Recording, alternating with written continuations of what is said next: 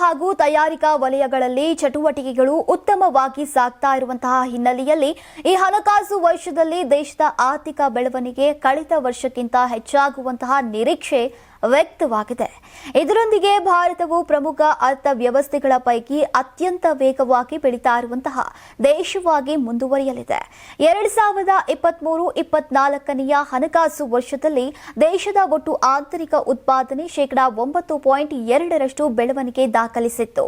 ಇದೀಗ ಕೇಂದ್ರ ಸರ್ಕಾರವು ಬುಧವಾರ ಬಿಡುಗಡೆ ಮಾಡಿದಂತಹ ಮೊದಲ ಮುಂಗಡ ಅಂದಾಜಿನ ಪ್ರಕಾರ ಪ್ರಸಕ್ತ ಹಣಕಾಸು ವರ್ಷದಲ್ಲೂ ಕೂಡ ಬೆಳವಣಿಗೆಯ ವೇಗ ಸ್ಥಿರವಾಗಿರುವಂತಹ ಸೂಚನೆ ದೊರೆತಿದೆ.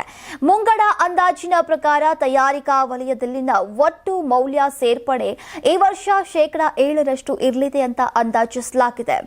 ಇದು ಹಿಂದಿನ ವರ್ಷದ ಶೇಕಡಾ 4.5ರ ಬೆಳವಣಿಗೆಯ ಹೋಲಿಕೆಯಲ್ಲಿ ಗಮನಾರ್ಹ ಏರಿಕೆಯಾಗಲಿದೆ.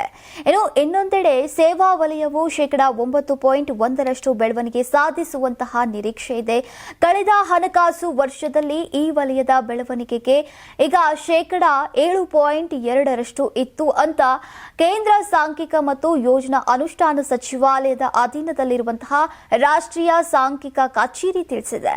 ಆದರೆ ಕೃಷಿ ಹಾಗೂ ಸಂಬಂಧಿತ ವಲಯಗಳಲ್ಲಿ ಬೆಳವಣಿಗೆಯ ದರ ಈ ವರ್ಷ ಶೇಕಡಾ 3.1ಕ್ಕೆ ಇಳಿಯುವ ಸಾಧ್ಯತೆ ಇದೆ. ಕಳೆದ ವರ್ಷ ಈ ವಲಯದಲ್ಲಿ ಶೇಕಡಾ 4.6ರಷ್ಟು ಬೆಳವಣಿಗೆ ಕಂಡುಬಂದಿತ್ತು. ಕೃಷಿ ಮತ್ತು ಸಂಬಂಧಿತ ವಲಯಗಳಲ್ಲಿನ ಬೆಳವಣಿಗೆಯು ಈ ವರ್ಷದಲ್ಲಿ ಶೇಕಡಾ 3.1ಕ್ಕೆ ಇಳಿಕೆಯಾಗುವಂತಹ ಸಾಧ್ಯತೆ ಇದೆ. ಹಿಂದಿನ ವರ್ಷದಲ್ಲಿ ಇದು ಶೇಕಡಾ 4.6ರ ಮಟ್ಟದಲ್ಲಿತ್ತು. ಈ ವರ್ಷದಲ್ಲಿ ನೈಜ ಜಿಡಿಪಿ ಗಾತ್ರವು 201.90 ಲಕ್ಷ ಕೋಟಿಯಷ್ಟಾಗುವಂತಹ ಅಂದಾಜನ್ನ ಮಾಡಲಾಗಿದೆ. ಇನ್ನು ಅಮೆರಿಕ ಡಾಲರ್ ಲೆಕ್ಕದಲ್ಲಿ ಜಿಡಿಪಿ ಗಾತ್ರವು 3.97 ಶತಕೋಟಿ ಆಗಲಿದೆ. ಕೇಂದ್ರ ಸರ್ಕಾರವು ಮುಂದಿನ ಹಣಕಾಸು ವರ್ಷದ ಬಜೆಟ್ ಅನ್ನು ಫೆಬ್ರವರಿ 1ರಂದು ಮಂಡಿಸುವಂತಹ ನಿರೀಕ್ಷೆ ಇದ್ದು, ಈಗ ಬಜೆಟ್ ಸಿದ್ಧಪಡಿಸುವಂತಹ ಸಂದರ್ಭದಲ್ಲಿ ಮುಂಗಡ ಅಂದಾಜನ್ನ ಆಶ್ರಯಿಸ್ತಾ ಇದೆ. ನೀವು ಸಣ್ಣ ಆಗ್ಬೇಕಲ್ವಾ? ಅದು ಒಂದು ಉತ್ತಮ ಆಹಾರದಿಂದ ಸಣ್ಣ ಆಗ್ಬೇಕಲ್ವಾ? ಪ್ರತಿದಿನ ನಮ್ಮ ಜೀನಿ ಸ್ಲಿಮ್ ನ ಯೂಸ್ ಮಾಡಿ ಯಾವುದೇ ಸೈಡ್ ಎಫೆಕ್ಟ್ ಇಲ್ದಂಗೆ ನೀವು ಸಣ್ಣ ಆಗ್ತೀರಾ.